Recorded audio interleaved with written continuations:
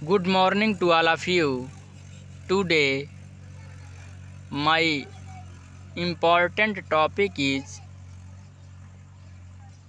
all questions of science. तो जैसा कि हमारा पहला चैप्टर समाप्त हो चुका, अब हम लोग NCERT के क्वेश्चंस को देखेंगे, जो कि पाठ ख़त्म होने के, अध्याय ख़त्म होने के अंत में दिया रहता है।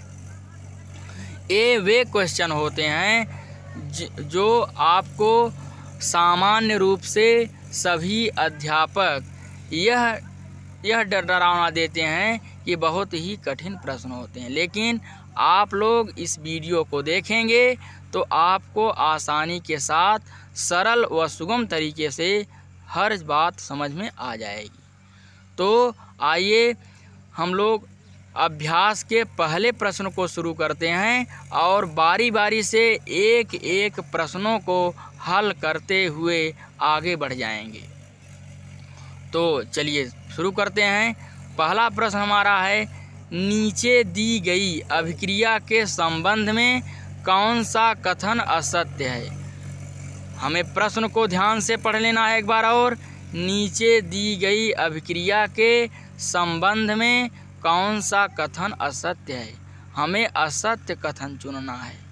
तो हमारा प्रश्न क्या कह रहा है, 2PbO माने लेड ऑक्साइड है, उसके 2 मोल लिए गए हैं, प्लस कार्बन, दोनों सॉलिड स्टेट में है, इसलिए कोष्टक में यस लिखा है। तीर के आगे 2PbS प्लस CO2G। तो यहाँ आपका 2PbO प्लस C, तीर के आगे 2Pb प्लस CO2। तो PbO कार्बन से मिला तो बनाया Pb प्लस CO2। तो लेड ऑक्साइड है, कार्बन है, उधर लेड अलग हो गया, कार्बन डाइऑक्साइड भी अलग हो गया। विकल्प हमारा क्या कहता है, तो पहला विकल्प है सीसा अपचयित हो रहा है। बी, कार्बन डाइऑक्साइड उपचयित हो रहा है। सी, कार्बन उपचयित हो रहा है। डी, लेड ऑक्साइड अपचयित हो रहा है। तो देखिए हमें गलत कथन चुनना है, सही कथन नहीं चुनना है, क्योंकि हमारा प्रश्न कह रहा है कि कौन सा कथन असत्य है। तो असत्य कथन को हमें चुनना है। तो आप देखिए कि PbO से O निकल गया, तो मतलब PbO का क्या हो रहा है, अपचयन हो रहा है। PbO का अपचयन हो रहा है, क्योंकि PbO से ऑक्सीजन पृथक हो गया। बगल में देखेंगे तो कार्बन से ऑक्सीजन ऐड हो गया, माने कार्बन से ऑक्सीजन जुड़ गया।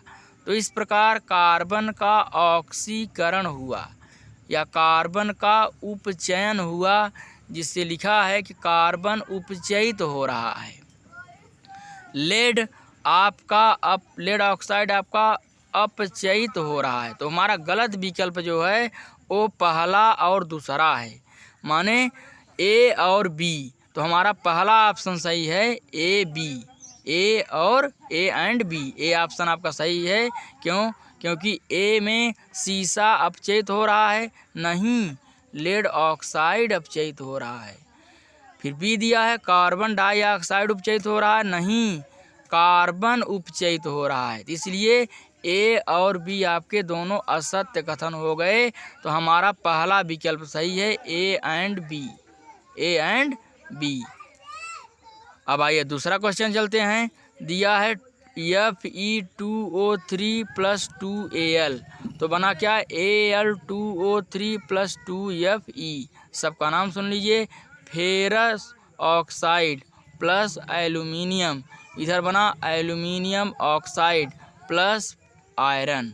तो ऊपर दी गई अभिक्रिया किस प्रकार की है। तो हमें विकल्प में क्या दिया है, पहला संयोजन अभिक्रिया, बी द्विविस्थापन अभिक्रिया, सी वियोजन अभिक्रिया, डी विस्थापन अभिक्रिया। तो हमारा जो रिएक्शन है देख रहे हैं आप कि ऑक्सीजन यहाँ से हट करके एल्युमिनियम के पास चला आया, तो ऑक्सीजन का ऑक्सीजन हट करके जब एल्युमिनियम के पास आया, आयरन अलग हो गया, तो यह विस्थापन अभिक्रिया का उदाहरण है। यह किस प्रकार का अभिक्रिया का उदाहरण है? विस्थापन अभिक्रिया का उदाहरण है। क्यों? क्योंकि ऑक्सीजन यहाँ से हट करके एल्युमिनियम के पास जाकर बैठ गया। जब एल्युमिनियम के पास जाकर बैठ गया तो इसलिए यह अभिक्रिया विस्थापन अभिक्रिया का ही एक उदाहरण है। तो आइए अब चलते हैं तीसरे क्वेश्चन की ओर चलते हैं, देखते हैं। नंबर तीसरा, लौह चूर्ण पर तनु हाइड्रोक्लोरिक अम्ल डालने से क्या होता है? सही उत्तर पर निशान लगाइए। तो लिखा है पहला नंबर, हाइड्रोजन गैस एवं आयरन क्लोराइड बनता है। बी, क्लोरीन गैस एवं आयरन हाइड्रोक्साइड बनता है। सी, कोई अभिक्रिया नहीं होती है। डी, आयरन लवण एवं जल बनता है। तो हमारा रिएक्शन होगा Fe plus Cl HCl, Fe plus HCl। तो Fe प्लस HCl मिला तो बना FeCl2 प्लस H2। तो हमारा पहला ऑप्शन सही है, हाइड्रोजन गैस एवं आयरन क्लोराइड बनता है। तो हमारा पहला ऑप्शन नहीं होगा, हाइड्रोजन गैस एवं आयरन क्लोराइड बनता है। अब हम लोग प्रश्न नंबर 4 पर चलते हैं। संतुलित रासायनिक समीकरण क्या है? तो संतुलित रासायनिक समीकरण क्या है यह बताना है, फिर रासायनिक समीकरण को संतुलित करना क्यों आवश्यक है। तो आइए नंबर 4 क्वेश्चन पर सुनते हैं। संतुलित रासायनिक समीकरण की परिभाषा समझते हैं।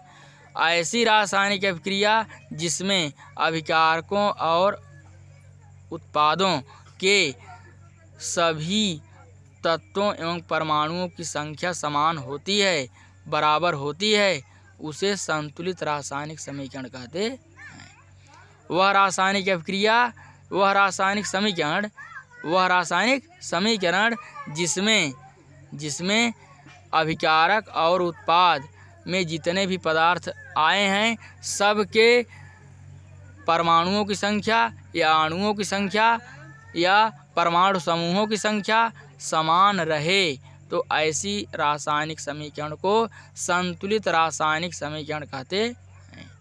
रासायनिक समीकरण को संतुलित करना इसलिए आवश्यक है कि यह द्रव्य के अविनाशिता के नियम का पूर्णतया पालन कर सके।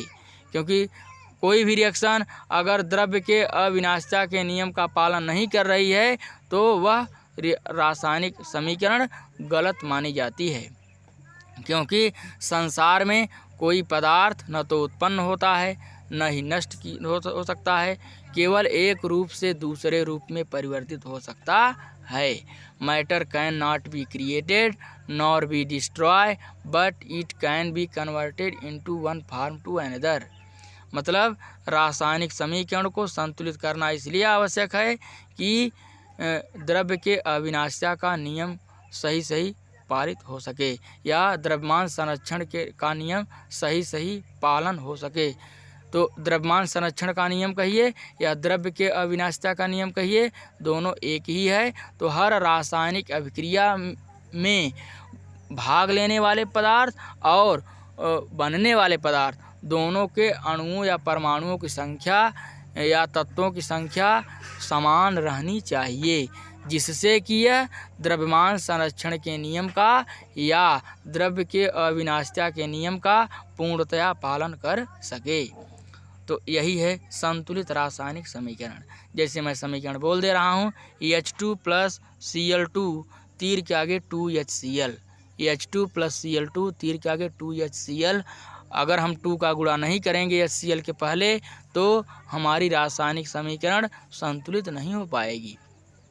और रासायनिक या समीकरण संतुलित अगर नहीं हो पाई तो समझ जाइए कि रासायनिक अभिक्रिया द्रव्य के अविनाशिता के नियम का पालन नहीं कर पा रही है या द्रव्यमान संरक्षण के नियम का पालन नहीं कर पा रही है।